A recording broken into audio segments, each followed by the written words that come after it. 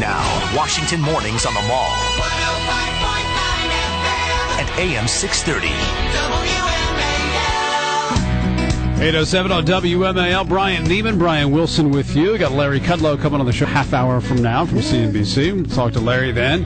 We've dealt with this voter ID issue for quite some time, and the voter ID laws, the different ones that are out there, including the one that's on the table in Virginia. And we're still waiting to figure out how the governor, Bob McDonnell, is going to decide on this. But what astonished me yesterday to see the story in the Richmond Times-Dispatch that apparently the state police have been investigating cases of voter fraud for a while now and have charged 38 people with voter fraud. How come we hadn't heard about that before now? Senator Thomas Garrett joins us now, state senator, Republican from Virginia, and a former Commonwealth attorney. You've prosecuted some of these cases, haven't you? We have. Thanks for having me, by the way. Sure. I'm curious, before we get into the voter ID law, what exactly are these people accused of doing? How did they go about the voter fraud? Well, the primary means of fraudulent voting that's been uncovered by the state police, which had to the Louisa Sheriff's Office, because they're the first law enforcement entity in Virginia to clear one of these cases, is registering people who are not qualified to vote, people who are illegal voters.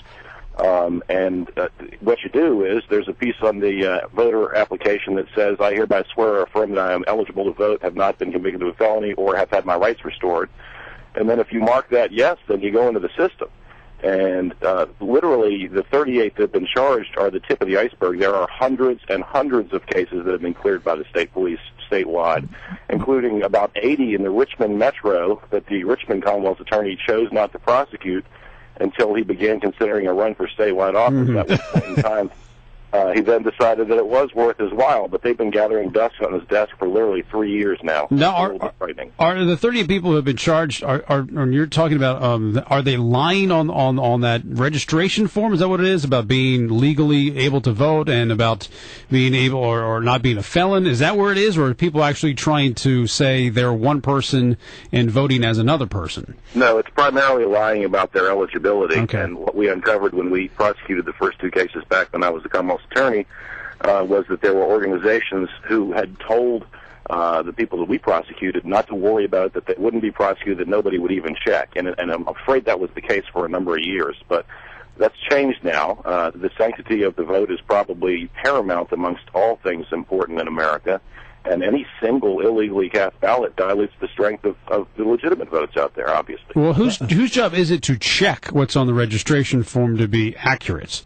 Well, there's a purge done by the State Board of Elections, and then that data is sent to the local registrars who then check to see if the people who have registered are registered legally.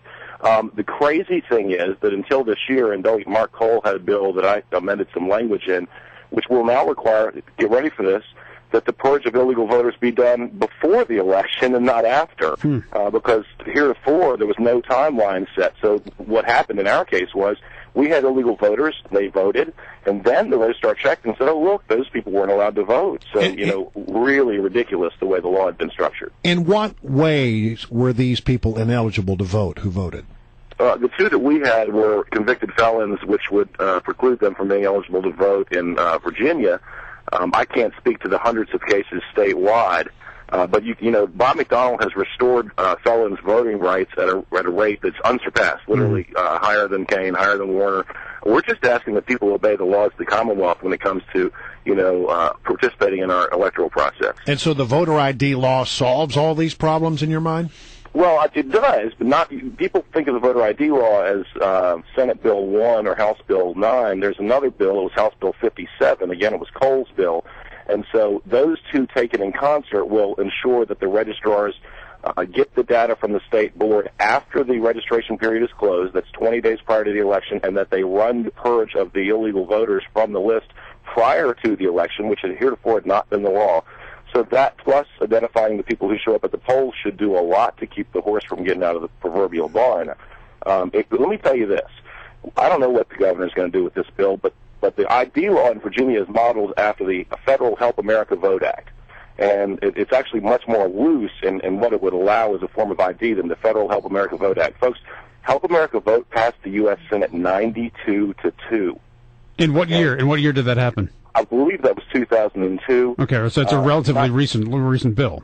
Right, and 92-2 in the U.S. Senate. It doesn't get more bipartisan than that. No. It comes to the Virginia Senate, and it's 20-20, and it's high, right down party lines, and the lieutenant governor has to cast the tie-breaking vote. That's ridiculous. That's ridiculous. Well, what is the now? Before we get into the voter ID bill, though, I want to expand on one thing, because you said there was a prosecutor or a Commonwealth attorney in Richmond who didn't really want to prosecute these cases, and I read in the Richmond Times Dispatch article, they said that the Board of Elections had forwarded more than 400 voter allegation fraud challenges, and that's a significant number, 400. Oh, again, it's the tip of the iceberg, because that data, the primary bulk of that data is State Police Area 1, which is 1/7 of Virginia. Wow. And listen, Bob McDonnell won the Attorney General's race in 2005 by 300 and some odd votes. That's what I'm talking about a statistically significant number. So the people who say that, there's really no need for a voter ID bill, you look at this, of 400 allegations, and as you said, in just one area. I mean, that number could be in the thousands then. It wouldn't surprise me. And again, what do they have to hide? Why is not everyone's franchise equally important everywhere? And again, my point would be every single illegally cast ballot waters down the strength of legally cast ballots in our elections. All right. Now to the voter ID bill. The governor seems to be balking on it. What is his problem, and do you agree with his reservations about this bill? I've known the governor since he was Delegate McDonnell. I think very highly of him. I'm going to wait and see what he does before I cast any aspersions. But again, this voter ID bill is more lenient than the federal bill that passed 92-2. I just can't see why this common sense measure is not something that he could sign without even hesitating for a moment. Well, is he trying to avoid what has happened in many other states, where as soon as you pass a voter ID law, the Department of Justice is standing there prepared to challenge it in a court of law? Well, you could argue that, except if you look at South Carolina and Texas, where that's happened, both of those states require a photo ID. The Commonwealth of Virginia law would allow you to identify yourself with anything short of a pinky swear or a letter from your mom. I mean, you could use a stub from a gas bill, an electric bill, a water bill, a pay stub, a library card from your county, city, or town. You could use your driver's license. You could use government checks. There's no end to what you could use to identify yourself. And so I don't think the Virginia bill is tightly enough tailored, that is, to require a photo ID, that it would be subject to DOJ scrutiny. But if like a water bill would do it?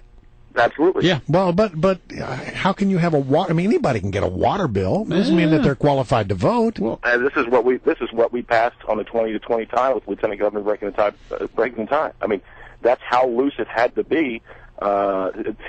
It's just incredible. Well, it's so loose that it doesn't really have any meaning, does it? Well, I think it has more than requiring no ID at all. You guys are probably familiar with the young man who voted or almost voted recently under Eric Holder's right. name. Yes. So he didn't have to show anything at all. The Virginia bill would at least require that he rifle through Eric Holder's trash first. Right. Senator Garrett, it was good to have you on the program. We appreciate it. Come back sometime, would you? Oh, yeah. God bless you all. Have a great day, and keep up the great work.